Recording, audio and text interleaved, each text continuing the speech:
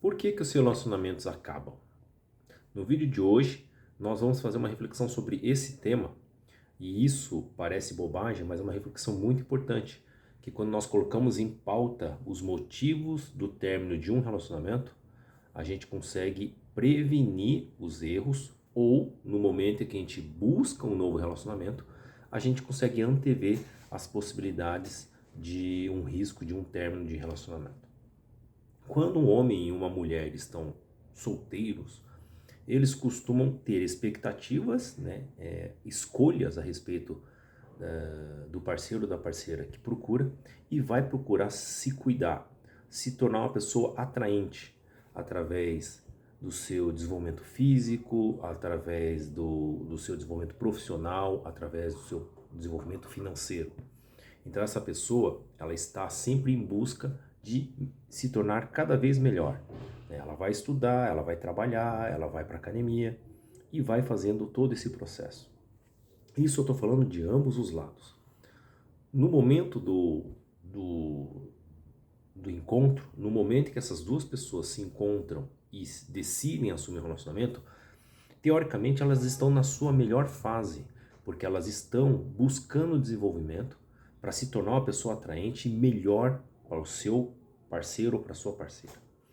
No momento em que eles se unem, existe uma mudança no comportamento. Isso é intrínseco de todas as pessoas. A gente acaba se dedicando conforme o outro também se dedica. Quanto mais o outro se cuida, mais a gente se cuida. Mas a tendência é a gente acabar com o tempo se acomodando, né? Uma vez que nós já temos um relacionamento, nós estamos já fixo com uma pessoa, a nossa tendência é a gente acabar se acomodando e já não acelerando como antes. E lembrando que o relacionamento ele é calcado em três grandes pilares: respeito, admiração e amor, né? Porque o começo é paixão, né? A gente se apaixona por uma pessoa, a gente acha ela perfeita.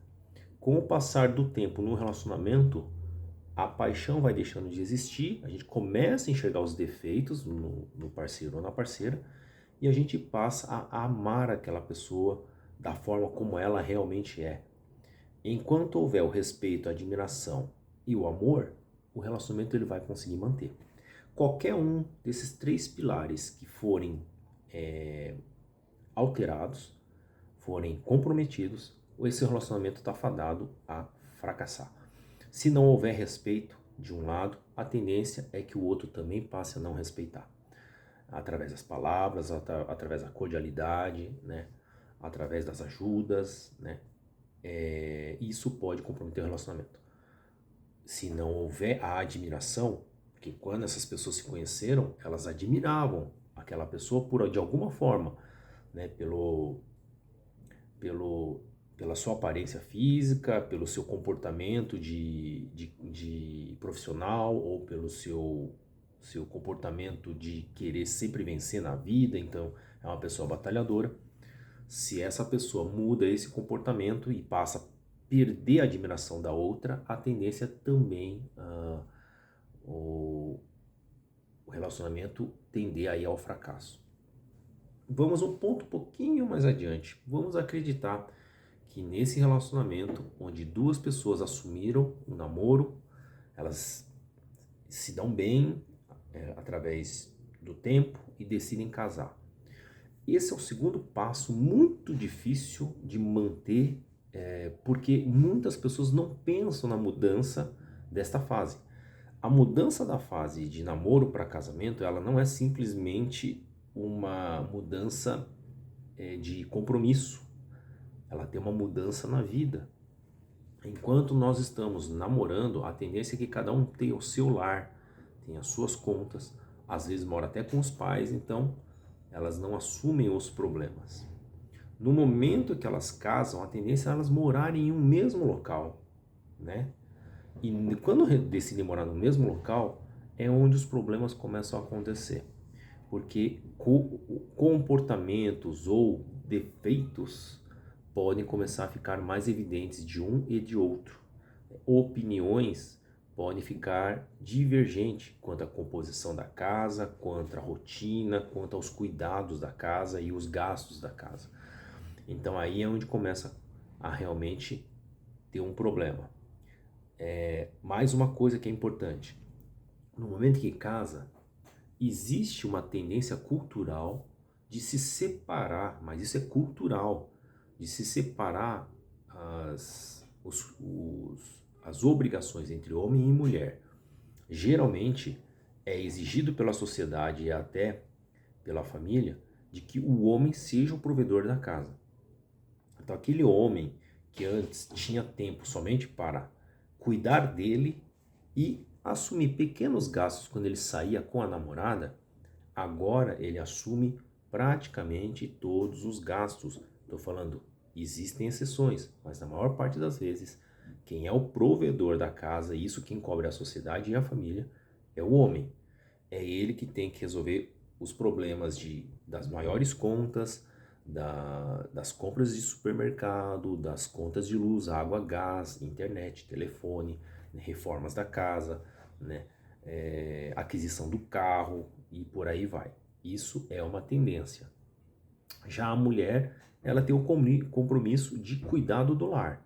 Além de hoje a mulher ter que trabalhar, né, muitas já decidem trabalhar, né, para às vezes ajudar nos gastos da casa, diminuir os gastos do homem em relação a ela, para que ela possa colaborar com os gastos pessoais dela, os utensílios pessoais, roupas, maquiagem, coisas do tipo.